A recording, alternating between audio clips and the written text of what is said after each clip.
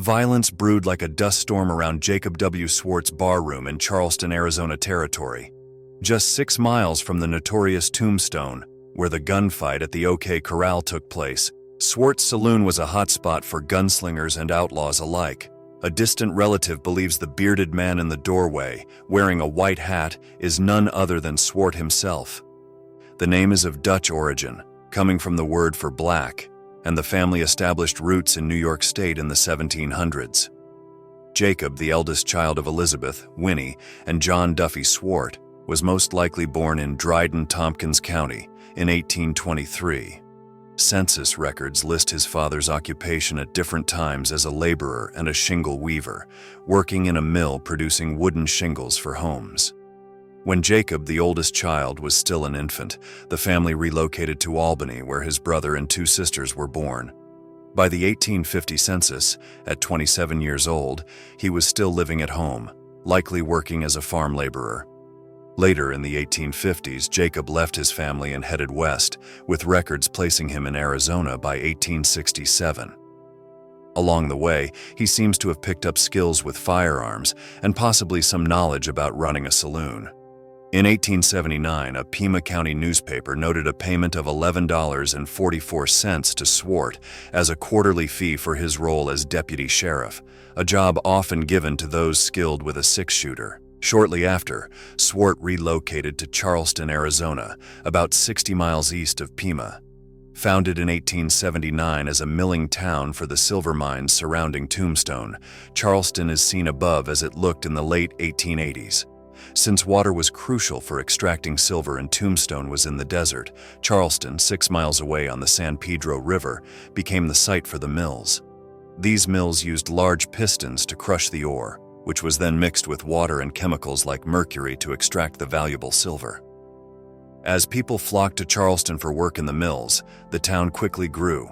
At its peak in the mid-1880s, Charleston had 4 general stores, a meat market, a drugstore, 2 restaurants, 2 laundries, 2 hotels, several boarding houses, and around 13 to 15 saloons. One of the first saloons was owned by Frank Stillwell, a well-known gunslinger, outlaw, and businessman with stakes in silver mines, 2 livery stables, a wholesale liquor business, and a saloon. In 1881, Stillwell sold the saloon to Jacob Swart. A year later, Stillwell met his end, shot at close range by Marshal Wyatt Earp, avenging the murder of his brother Morgan. During the years that Swart owned the saloon, it became a popular spot for a rough group of outlaws known as the Cowboys. The photograph shown here is believed to feature several of these men, some of whom would later take part in the infamous 1881 gunfight at the OK Corral in Tombstone, a legendary showdown that has been portrayed many times in movies and other media. Jeff Swart, a distant relative of Jacob Swart, has spent years studying the photograph of the saloon and believes it captures a group of the Cowboys. He thinks the photo was taken in 1881 by Charles O. Farquhar, a traveling photographer in the Southwest, just before the shootout in Tombstone. Among those in the picture, Jeff identifies Ike Clanton. Joseph Isaac Clanton was part of the Clanton-McClory gang that confronted the 3 Earps and Doc Holliday in Tombstone. Reportedly unarmed, he fled the scene after his younger brother Billy was killed in the gunfight. Later, Ike filed murder charges against the 4 lawmen, but after a 30-day court inquiry, the judge determined that the lawmen had acted within their rights. 6 years later, Ike was killed while trying to escape from a lawman who was arresting him for cattle rustling. Tom McClory, along with his brother Frank, owned a ranch just outside Tombstone and had ongoing disputes with Marshal Earp and his brothers regarding cattle rustling and other offenses. They often threatened the Earps and were present at the OK Corral that fateful October day.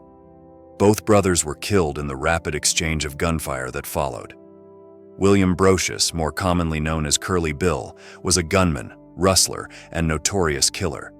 One observer referred to him as Arizona's most infamous outlaw. Brocious had multiple confrontations with the Earps and was connected to the murder of Morgan Earp. In March 1882, an Earp-led posse unexpectedly came across him and other cowboys in what is now Mescal Springs, Arizona. Curly Bill was murdered by Wyatt Earp during the subsequent gunfight. Pete Spence, born Elliot Larkin Ferguson, was an associate of the Clantons and McClorys.